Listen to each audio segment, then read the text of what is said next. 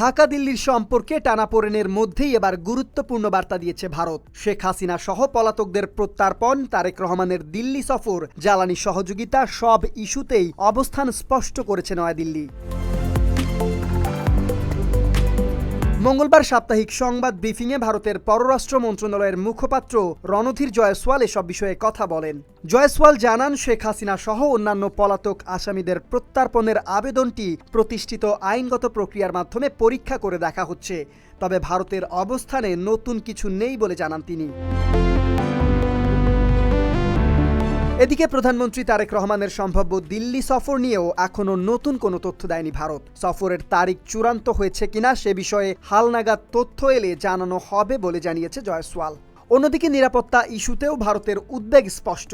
সীমান্ত পেরিয়ে সন্ত্রাসবাদ সহ যে কোনো ধরনের সন্ত্রাসী কর্মকাণ্ডকে ঘিরে নিজেদের বড় নিরাপত্তা উদ্বেগ হিসেবে উল্লেখ করেছে New Delhi.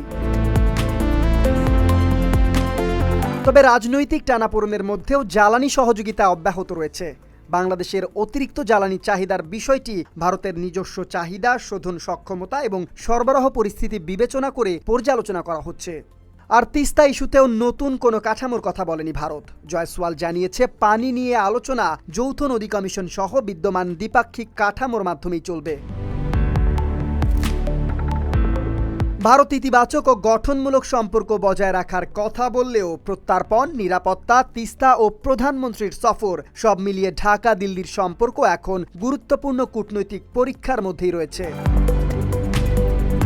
Desk report, Dhaka post.